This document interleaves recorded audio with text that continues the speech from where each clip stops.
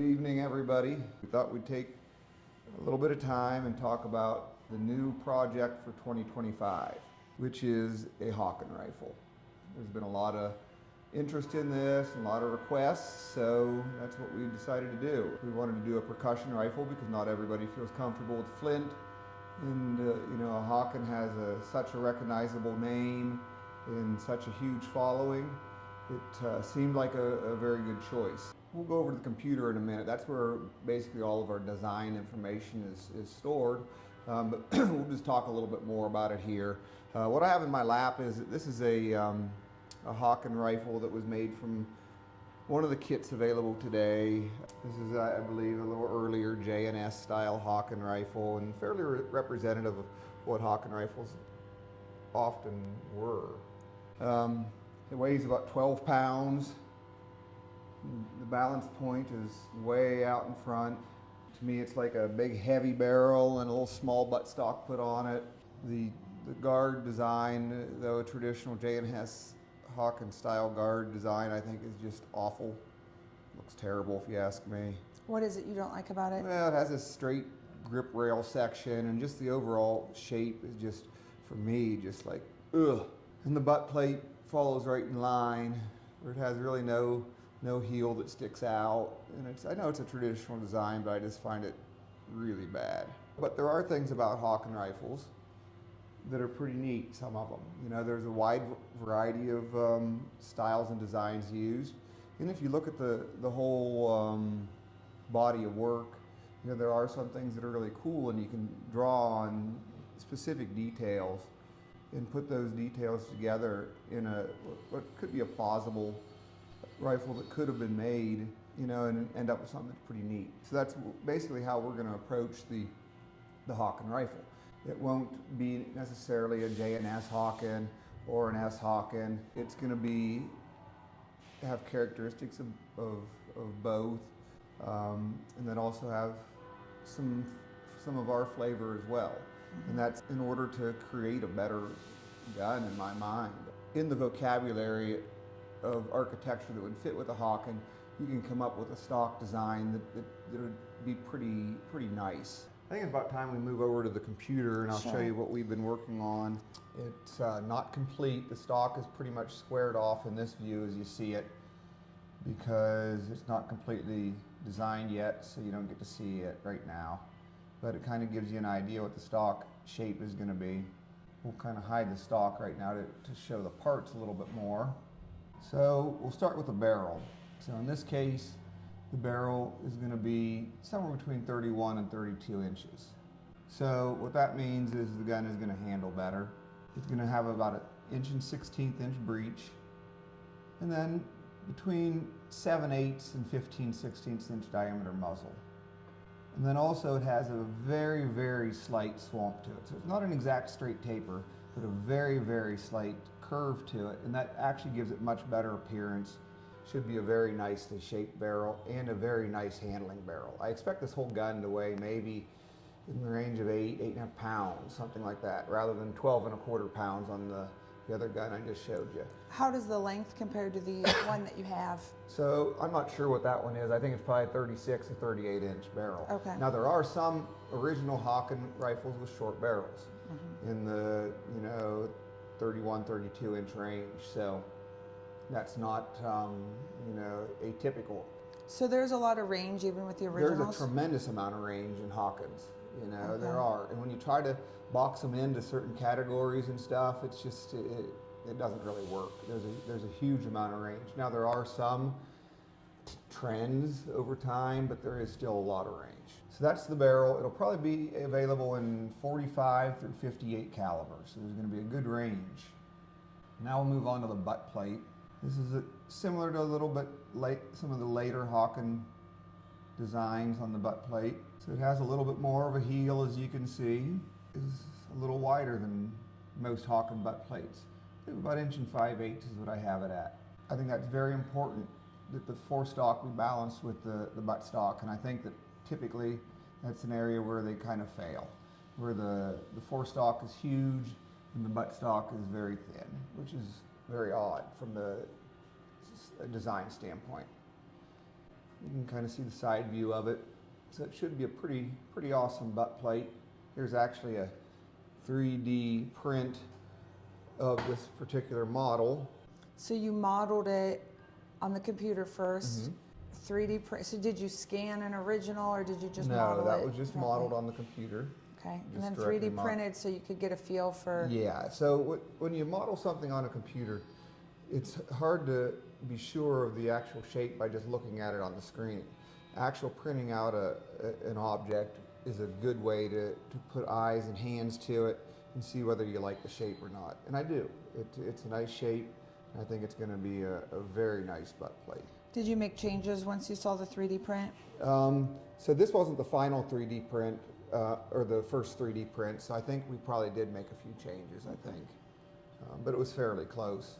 The standing breech we'll go to next. You can see it here.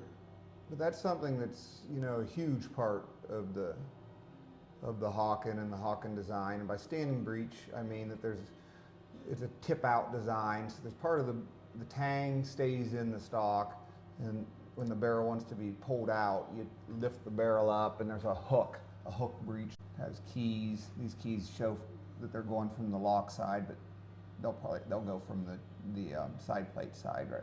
It doesn't make any difference how these are designed, but anyway, so the keys can be just popped out, the barrel lifted out, easy cleaning, that sort of thing. And it's a characteristic design of the Hawken rifle. It hooks it into the part that stays in the stock. So that allows for the barrel to be removed very easily. This is something that oftentimes you look at originals and modern made guns, and the shape of this is not very good. You can see the echo, it's echoed over here in this side, which you see some Hawken guns that have that, or I guess you'd call it like a flash guard type arrangement. It's echoed on the side plate side as well. Nice smooth curves. Vertical breech, not a slant breech, but the joint between the barrel and the standing breech is vertical, which I like that design a lot. We took quite a bit of time in designing, and it's turned out very well. And you can kind of see the overall shape of the standing breech, shaped in 3 dimensions. You know, it's all contoured and shaped. And this will probably have, along with some other parts, will probably have some engraving. It'll probably have some machined in engraving, which I think is going to look pretty awesome. I think it'll look very believable as well. And you do see engraving on some of the nicer Hawken parts, which I think will add a lot to it. The way a Hawken works is the plate itself forms the finials of what we'd think of as the trigger guard.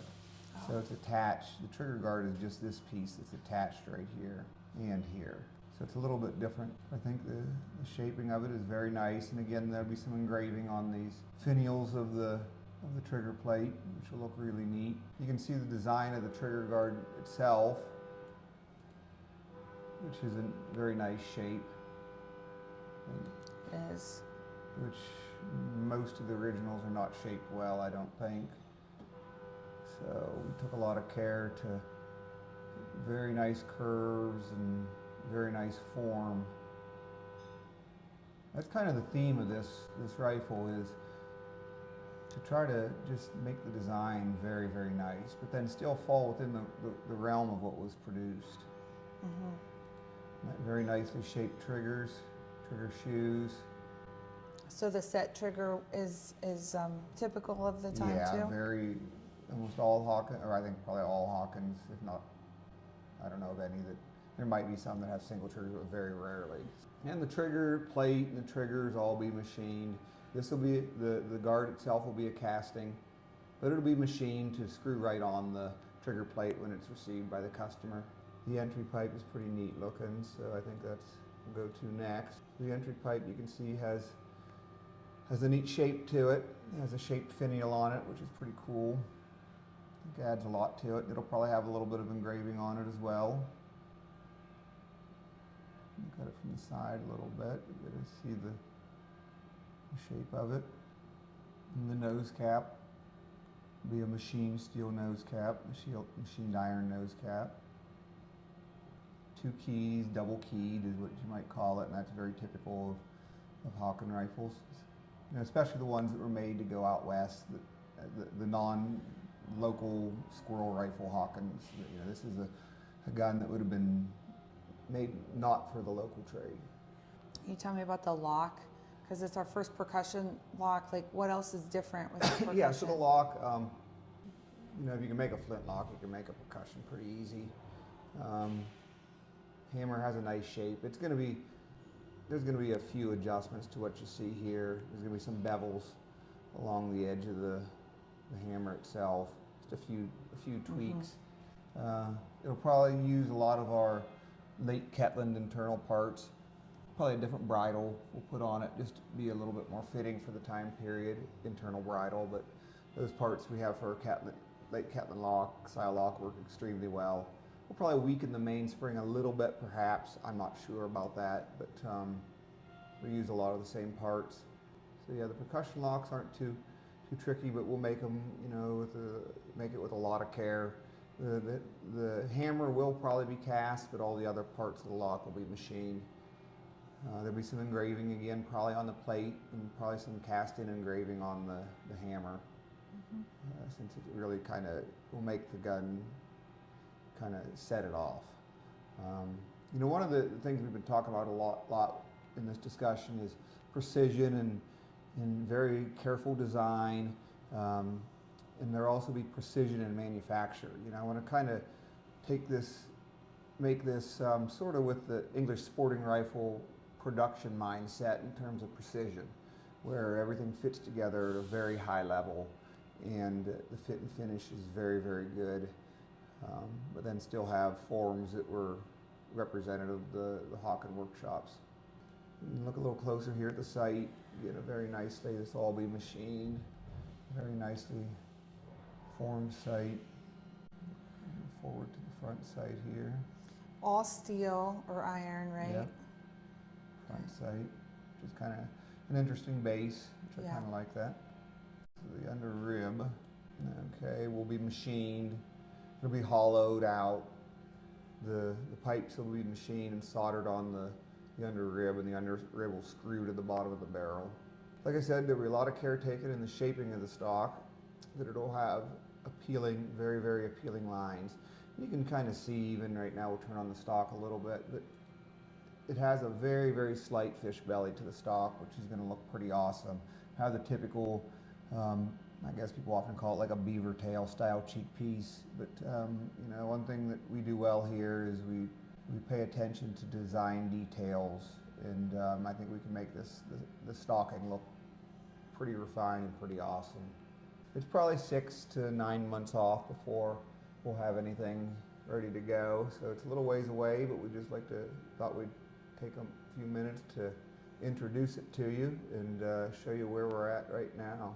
What about some of the details, like are you able to tell length of pull or the drop or anything like that?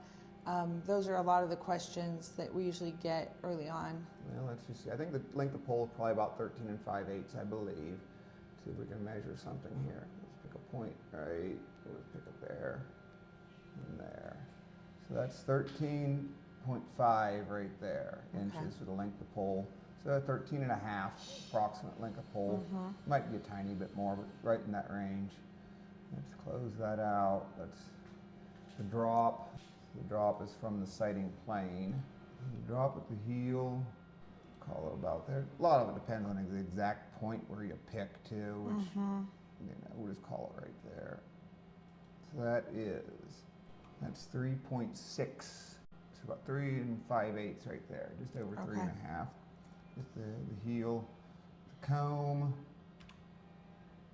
and again, this is not from the top of the barrel. This is from the sights. So from the front of the comb, about 1.9 approximately. So what wood would be the most traditional? So there was walnut and maple that were used on these, so we'll offer it in both of those woods. Are we still going to offer cherry? We probably will. If somebody wants cherry, you know, we'll probably offer it. One other thing is there'll probably be, or at least there's a good chance there'll be the option of some inlays. So there'll be, of course, inlays were the 2 keys I guess the stock is covering up the keys right now, the way this stock is, but the two keys will be probably oval inlays, although we could make them with some shape to them, which you sometimes see, and it wouldn't be out of line, especially with the shaped finials of the guard and the entry pipe. So there'll be inlays here, and we might actually offer a couple other inlays as well. Maybe a cheek piece inlay. We'll see. There may be some options with some inlays. Probably be a toe plate option. Don't have that designed right now, but maybe a toe plate option. So it should, the goal is to make something that's very, very beautiful. It's very, very precise, works fantastic, handles fantastic, but then still have the kind of the details and the vocabulary of work that was done in this particular location, the Hawken shop during that time period. But maybe just a little step up. It'd be like if Jim Kibler works at the Hawken shop. Oh, I mean, it was a different time. You know, they had different requirements, and they had different needs. You know, different demands. So it's easy to kind of like look back and be a little critical of them, which not many people are these days. People love the Hawkens, but for me, you can be a little critical. But you know, they were working under very different circumstances. But I like the idea of trying to just tune it up a little bit. Mm-hmm. The next step would be finishing up the stock design, and then we need to start making prototypes of these parts, start making fixtures and prototypes of these parts. So that's why it's a range for when it'll be done, is because... A lot of it takes, all the stuff takes time, you know, machining all these parts, getting good programs to machine them. Some of the parts require fixtures to machine them. So it's not anything that happens really, really fast. The butt plate will be a casting, the guard will be a casting, everything else, and the hammer will be a casting. Everything else will be machined. So the fit should be great, and the precision should be great. Awesome. Yeah. Thank you. You're welcome.